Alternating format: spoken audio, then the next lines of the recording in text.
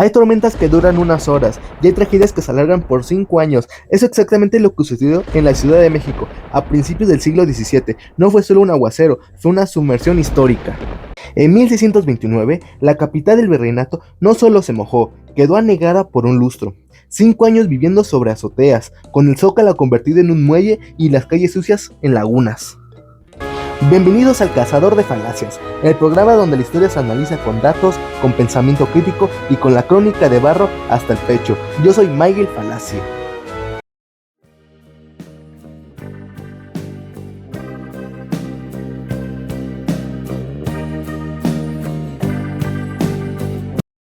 Y es que, Miguel, la inundación no pudo ser otra cosa que un castigo divino. Dios nos quiso purificar. Si la ciudad estuvo 5 años bajo el agua, es porque los pecados de sus habitantes eran igual de profundos. Así lo entendió Fray Juan de Torquemada, y así debieron entenderlo los virreyes. Pero paciencia, con todo respeto. El archivo registra la causa inmediata. Una tormenta de proporciones bíblicas. Llovió sin parar entre el 21 y el 22 de septiembre de 1629. Precisamente el día de San Mateo. Nadie, ni en el virreinato ni en la corona, podrá controlar eso. Y el licenciado tenía razón, en la cronología llovió intensamente, pero el problema, como apunta el historiador Richard Everett, no es solo una lluvia, el problema es que la ciudad se había construido en su propia trampa, la tragedia ya estaba en evolución, mucho antes de que cayera la primer gota de lluvia. El sitio fue el error. El sedimento de la tierra, al no ser contenido por los bosques, era arrasado a los lagos. Yo mismo lo escribí, la tierra fue movida por el ganado y las siembras se asentaban en el fondo. Y ese es el centro de nuestra falacia de hoy, culpar al cielo o al sitio. La verdad es que la vulnerabilidad de la ciudad fue sobre todo una construcción social.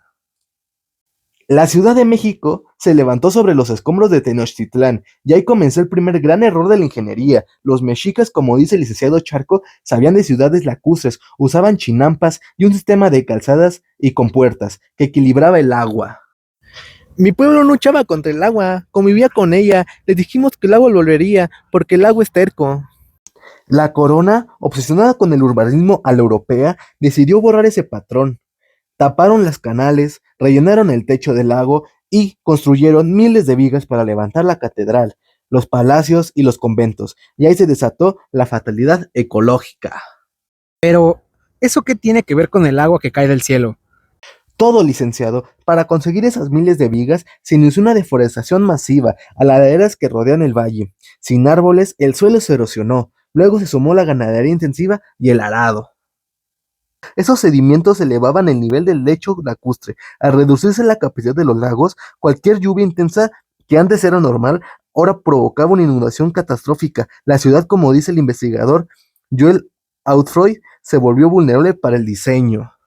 Es un castigo a la avaricia, el diluvio por la deforestación. La fe lo veía como castigo, la razón lo ve como la ecología básica. La ciudad ya estaba lista para hundirse cuando el famoso aguacero de San Mateo llegó, y para rematar faltó la única esperanza que tenían, la gran obra de ingeniería.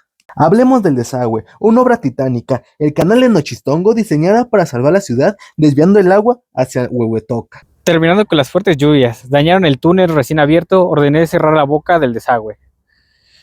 Y ese fue el punto de no retorno. Cerró la única válvula de escape que tenía la ciudad. Las aguas del lago Zumpango se desbordaron, el sistema colapsó y en horas las calles se cubrieron de lodo y agua hasta que llegó a 2,5 metros de altura. El pánico fue total. El virrey Pacheco, asustado, contempló la mudanza total de la ciudad a Tacubaya. Una propuesta que era racional, dadas las circunstancias, pero que se enfrentaba a los intereses creados. La ciudad es el corazón del reino. Es el símbolo de la conquista. ¿Cómo abandonarla por un poco de agua? La nobleza y el clero se opusieron ferozmente, no querían asumir los costos monumentales del traslado, ni perderse el prestigio simbólico de la capital.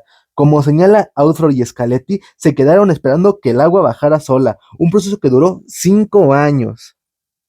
Y mientras esperaban en sus azoteas, la desigualdad se magnificaba, los barrios bajos, los de los indígenas y las castas, fueron las primeras y más castigados, muchos murieron de hambre y enfermedades.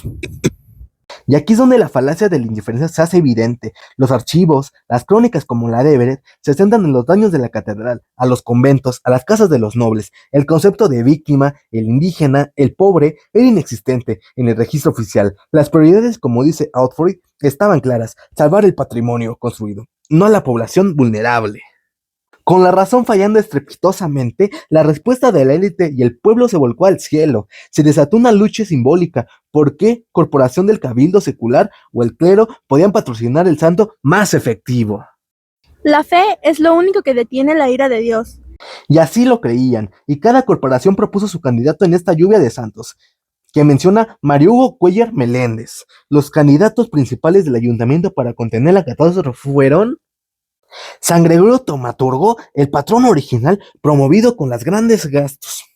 La Virgen de los Remedios, tradicionalmente invocada para pedir la lluvia. En 1629 se le pedía irónicamente que la detuviera. ¿Y por qué? Después de todos los gastos y las grandes ceremonias, ¿estos santos patronos no funcionaron para detener el agua? Sencillamente el agua siguió subiendo. San Gregorio perdió el vigor de su culto y fue desterrado de la piedad popular. El fracaso de estos patrones generó una crisis de fe, que el clero secular supo capitalizar con una imagen que une a todos: la Virgen de Guadalupe. ¿Y cómo se resuelve una crisis de fe? Su imagen fue llevada en procesión entre 1629 y 1630. El mensaje fue poderosísimo. Si la ingeniería falló, si los viejos santos europeos no pudieron, solo una intervención de la Virgen, una figura de la Nueva España, podía lograrlo. Fue la esperanza que unía a los que cavaban y a los que miraban desde los balcones. En 1634, el agua finalmente se retiró, la ciudad se recuperó, pero el trauma redefinió por completo la relación del virreinato con los desastres. La inundación fue una sacudida que dio inicio a la forma de pensar diferente. Esta catástrofe, que duró 5 años, fue sin duda una lección de humildad y muy dura para la soberanía y el orgullo del imperio virreinal.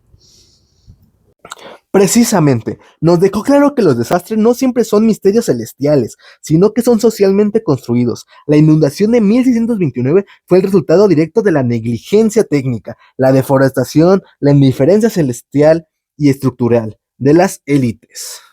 Entonces, el fracaso fue tan grande que hasta la gente de ciencia tuvo que cambiar su enfoque. Así es la ciencia, que antes se conformaba con explicar los sismos con vapores y cavernas antiguas, tuvo que evolucionar. Siglos después, con la llegada de la Ilustración, estudiosos como José Antonio Alzate y Ramírez empezaron a ver los sismos y las inundaciones como fenómenos naturales que deberían estudiarse para la preservación, no solo para la súplica. La ingeniería, al fin, buscando la resistencia. Alzate se interesó en cómo construir en zonas sísmicas en la resistencia de los edificios. Una mente brillante que buscaba soluciones reales. La nueva mentalidad ilustrada exigía documentar los daños, como hizo el virreinato, pero ahora con un enfoque científico, para entender el fenómeno, no solo para pedir limosna a la corona. Entonces la fe sigue siendo importante, Miguel, pero ahora debe venir acompañada de la obligación de entender a la ciencia. Esta es la síntesis perfecta, porque te da esperanza, pero el conocimiento es lo que nos permite salvar vidas. El agua se fue, pero dejó enseñanzas. A veces la historia no castiga, solo avisa lo mal que se ha construido. Soy Miguel y este fue El Cazador de Falacias, porque para entender el pasado es la mejor manera de no volver a ahogarnos.